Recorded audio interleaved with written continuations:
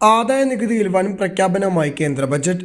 12 ലക്ഷം വരെ വാർഷിക വരുമാനമുള്ളവരെ ആദായ നികുതിയിൽ നിന്നും ഒഴിവാക്കിക്കൊണ്ട് മധ്യവർഗത്തെ വലിയ രീതിയിൽ സ്വാധീനിക്കുന്ന ജനകീയ പ്രഖ്യാപനമാണ് കേന്ദ്ര ധനകാര്യ വകുപ്പ് മന്ത്രി നിർമ്മല സീതാരാമൻ നടത്തിയിരിക്കുന്നത്.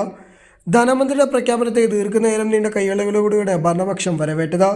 പിന്നാലെ മോദി എന്ന് വിളികളും ഉയർന്നു. മധ്യവർഗത്തിൽ നിന്നുള്ള നിരന്തരമായ ആവശ്യം ഉയരുന്ന സാഹചര്യത്തിൽ ബജറ്റിൽ ആദായ നികുതി പരിധി ഉയർത്തിയേക്കുമെന്ന പ്രതീക്ഷയുമുണ്ടായിരുന്നു.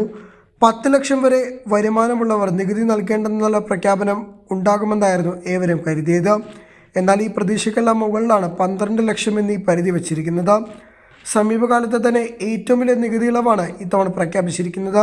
പ്രഖ്യാപനം നടപ്പിലായതോടുകൂടി 18 ലക്ഷം ശമ്പളമുള്ളവർക്ക് 70,000 രൂപ വരെയും 25 ലക്ഷം രൂപ വരെ ശമ്പളമുള്ളവർക്ക് 1.1 ലക്ഷം രൂപയുടെയും നേട്ടമുണ്ടാകും.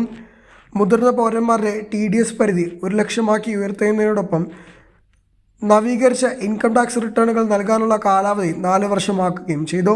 വാടക ഇനത്തിൽ TDS വാർഷിക പദ്ധതി 6 വർഷമാക്കിയത് മറ്റൊരു പ്രധാന പ്രഖ്യാപനമാണ്. മധ്യവർഗത്തിൻ്റെ കയ്യിലേക്ക് കൂടുതലായി എത്തുന്ന പണം മാർക്കറ്റിലേക്ക് എത്തുകയും അത് സമ്പദ് വ്യവസ്ഥയെ ഉത്തേജിപ്പിക്കുകയും ചെയ്യുമെന്നാണ് സർക്കാർ പ്രതീക്ഷിക്കുന്നത്.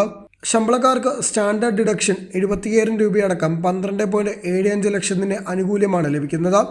അതായത് 12.75 ലക്ഷം രൂപ വരെ ശമ്പളമുള്ളവർക്ക് നികുതി അടയ്ക്കേണ്ടതില്ല.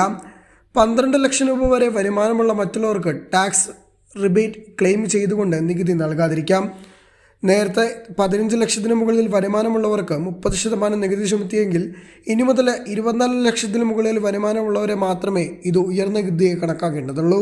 4.8 ലക്ഷം രൂപ ശമ്പളം വാങ്ങുന്നവർക്ക് 5% നികുതിയും 8 മുതൽ 12 ലക്ഷം വരെ 8% നികുതിയും 12 മുതൽ 16 വരെ 15% നികുതിയും 16 മുതൽ 20 വരെ 20% നികുതി എന്നിങ്ങനെയാണ് പുതുക്കിയ കണക്കുകൾ.